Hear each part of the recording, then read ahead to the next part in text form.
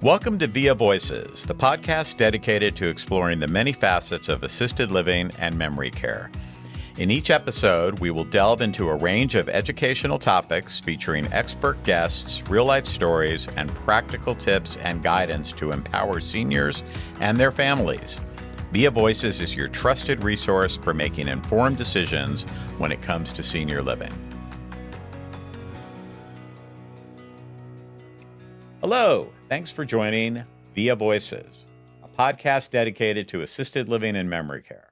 Today we're going to talk with my business partner, Chris Pendelton. Hey, Chris. Good morning. Good morning. Ready to talk a little bit about safety in assisted living and for seniors? Absolutely. All right, cool. Well, you have quite a diverse background, so maybe you could share with everybody who you are and why you know so much about safety. Great. I do definitely have some unique experiences and qualifications when it comes to safety. Probably my biggest is my background that I spent about 28 years in the fire department. And I worked in pretty much every capacity that there was, from reserve firefighter to firefighter paramedic to engine company captain, division chief, deputy chief, assistant chief, and ending out my career as fire chief. And during my tenure, I oversaw different branches of the department, including like our fire prevention department, and really kind of got a real emphasis on safety, because when you're dealing with firefighters' lives, that's the number one thing that we're always thinking about. And then after that tenure, I actually then became a health and safety officer for a local company. And I was doing all of their OSHA compliance, training of employees in various different aspects to keep them safe on the job.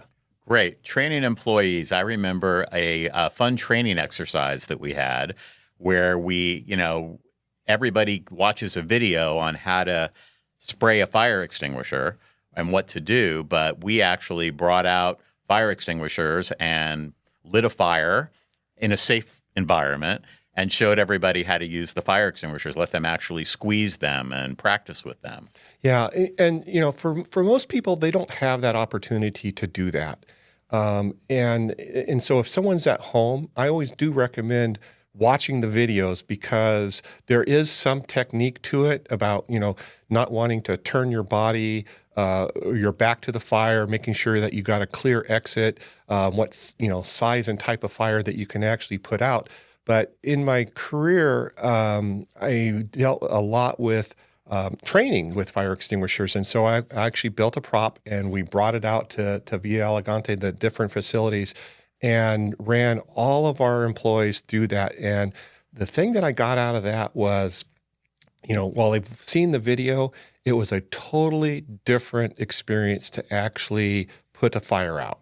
Right. And we're able to do that safely because of the type of training props that we're able to provide. Great. Well, with your background, you've also helped with so many things for our caregivers and for our operations at Via Elegante. So it's important to have safety for seniors, safety for caregivers, and safety for the emergency responders when they come, to do everything we can to prevent. So why don't we go from the outside in of a facility and just talk a little bit about what we do for safety on the outside of the properties. What's important? So obviously, on the outside of the properties, because we are a memory care unit, our courtyards are locked down, so people can't get out and wander, get lost, and be exposed to the elements, for too long of a time. When dealing with the outside of the property, really you're looking at as a fire aspect is really looking at defensible space. Wildland fires are probably one of our biggest threats.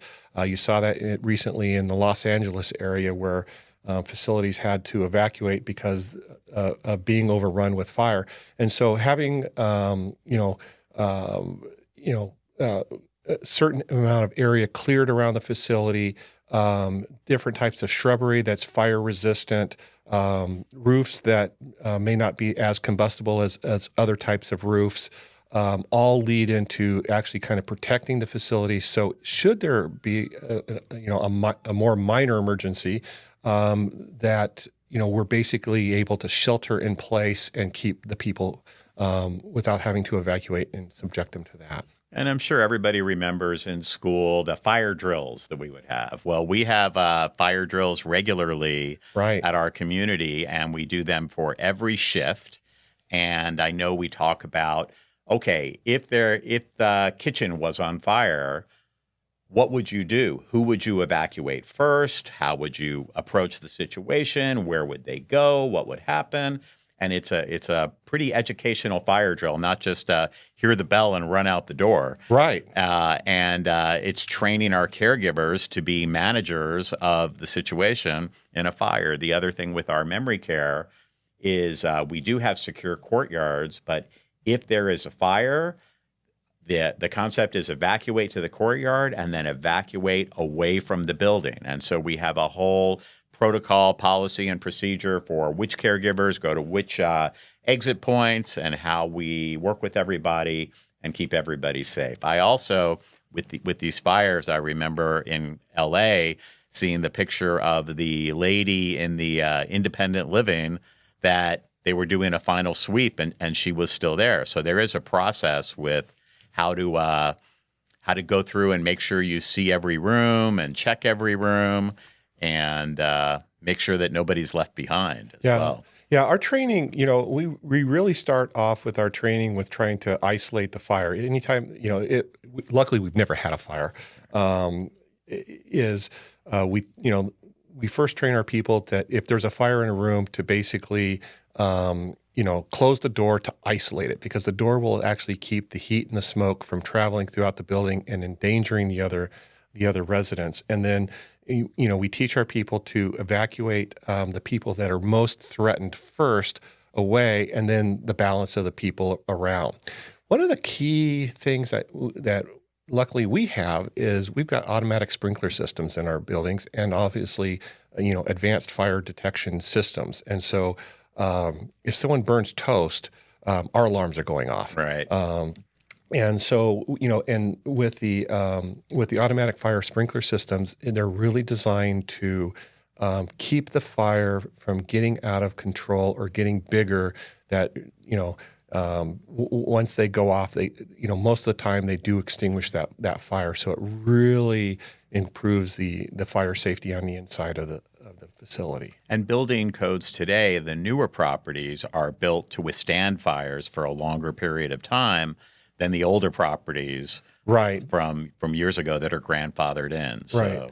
Yeah, and there's all kinds of codes that talk about what you can put on the wall, and their combustibility and stuff like that. And so the fire safety has definitely come around in the last 20 or 30 years. All right. So let's move from fire safety and the outside to what we do to keep the residents of the community safe. Probably one of the largest hazards of a senior getting hurt is probably a fall. Right. And, and so having, trying to get them to use wheelchairs, walkers, and canes while moving around all really, take steps to try to limit their possibility of them falling.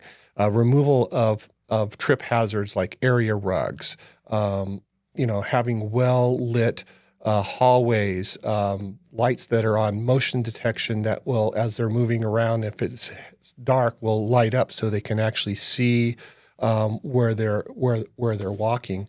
And, and then, I think then you start looking at, fall mats.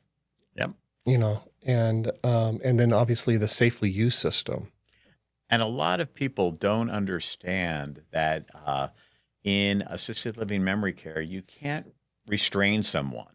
You can't tie them down. They're free to move about. And if they want to get up and get out of bed and they're going to fall, you can't you can't stop them from getting out of bed. You can't put up bed rails to keep them in bed. Right. And so you have to do things that are as proactive as possible to know when something is about to happen and then be able to deal with it. So I know we have like bed alarms that lay in the bed. And so when the pressure goes off, there's an alarm that goes off. We have Safely You in our communities, which is AI, which watches the room. And if it notices somebody on the floor, it rings alert phone, and the caregivers answer the phone, and it says there's somebody on the floor in room 305. So the amount of time, you can't stop someone from falling on the floor. You can put a fall mat out to help them. You can lower the bed. But at the end of the day, if people are going to fall, they're allowed to fall. The question is, how fast can you respond to that situation, and how well can you deal with it? So, and we do training, I think it's every quarter, on falls, and not just the falls, but the recoveries. How do you, now that if someone's on the floor, how do you help them appropriately? How do you check them out from head to toe before you move them and make sure things work? So I know we do a lot of training videos like that, and just even live training. Yeah, the first aid training and the CPR training, and really the hands-on experience of working in the facilities day in, day out, and knowing the residents very well. And here's a challenging one in assisted living and memory care. The DNRs do not resuscitate. So when people move to assisted living, sometimes the family is like, I want a DNR. And if something should happen, I don't want life-saving procedures to be provided to mom. On the other hand, some people move in and don't have DNRs. And so when we have an emergency, the first thing we have to do is quickly know if this person is a DNR or not, and then move accordingly. So if they're not a DNR and something's happened and we think they might have had a heart attack or something's going on, how do are we still doing CPR, and how do we handle that situation? That's definitely a tough one. Normally, your caregivers who work with this person, they become their family, right? And that they will generally know right off the bat whether this person is a DNR or not. And if there's a question about it, in the emergency services world, we want people to go ahead and err on the side of safety, and that is to start CPR. And then if it's determined that that person's a DNR, then you stop. If they're not a DNR, obviously one of the things that we have trained all of our caregivers on is obviously CPR, but also the use of AEDs, the external defibrillators, or the automatic external defibrillators. And so those are really designed to help one of the most common cardiac arrhythmias, which is ventricular fibrillation, when the heart doesn't have a coordinated action of pumping. It's just sitting there, quivers, that we can put this device on. It automatically reads and interprets that rhythm, and if appropriate, will actually give a shock to that person, and hopefully then will recover to a normal heartbeat. And are these required in all assisted living and memory cares? No, actually, they're not currently required. It's just something that we did proactively to make our facilities safer and take better care of our residents. Right. It's nice to walk around and see them in logical spots in every community and every home, and know that we have them available, and also that we know how to use them. Right. So, and we do use them. Yeah. Yeah. So in addition to helping someone with CPR, another thing that happens commonly with the elderly is around the dinner table. What do you think that is? Well, that's probably choking. And, and for us younger folks, it seems like it's pretty rare that we choke, but as someone ages, their ability to chew and swallow starts to become impaired. And I would say I probably see at least 3 or 4 incidences per year come across my desk of a caregiver actually saving somebody's life. That it's mealtime, they're sitting at the table, and they recognize that the signs that someone's choking, and they provide the Heimlich maneuver, and they actually clear the obstruction, and the person is then okay. A lot of times we have EMS still come out and take a look at it, but pretty much nobody ever has to be transported to the hospital because of the training that we provide. It's pretty amazing the job that caregivers do and what they do. It's one of the hardest jobs in the world to, care for someone you love, make sure they're safe, make sure they're comfortable, make sure they're taking the right medications, make sure they're happy, and then have a few people that you have to do that for. I think typical ratios might be one caregiver for 10 people in an assisted living center. I think it's even lower. One caregiver for like 20 in some nursing homes. And so there's a lot of things to remember and a lot of things to do. And when I read those incidents as well, where we see a caregiver save someone's life, it's touching. There are really true angels out there that are there to take care of the people that they know and love. And they do bond with them, and they do really get to know them. And they become part of their them. family. Yeah. And, it's really nice to see how much care and love that they provide. Yeah. They're definitely angels. Yep. Here's to you, caregivers. Yes. So continuing on the safety aspects of being inside an assisted living center or home, another critical thing is water temperature. You might not think that, but it has to be regulated and looked at regularly. So what do we know about that? Well, going down that path, we're really talking about burns, and a senior's ability to actually feel temperature diminishes as they age. And one of the things that we do is we do regulate the water temperature, and that way, no matter what, if they've got a shower on, it won't exceed a temperature that will actually provide a burn. And so we keep it somewhere between 90 and 120 degrees, which, if your loved one's at home, then you may want to consider lowering that temperature. That way they don't, take a bath in too hot of water or jump into a shower that's too hot, because that's an easy way to get a pretty nasty burn. Yep. And sometimes in memory care, people just want to get it. If they have a shower in their room, they want to jump in the shower and they turn it on, and it can be a slip hazard. It can be there's a burn potential. Mm-hmm. So one of the things we've done is we have valves that shut off. So if somebody's in memory care and we don't want them to use the shower, they can still have a shower in the room, but we can shut off the water to the shower just to minimize the potential for injury. So that's a nice thing. And that way, when all the bathing is done, it's supervised and make sure that they're safe. That's really our wrap on safety today. It's never ending. We are always looking at better ways to do things and safer ways to do things. And I really appreciate you coming and sharing some of your knowledge with our audience today. Yeah, we could definitely do 3 or 4 more of these on safety. All right.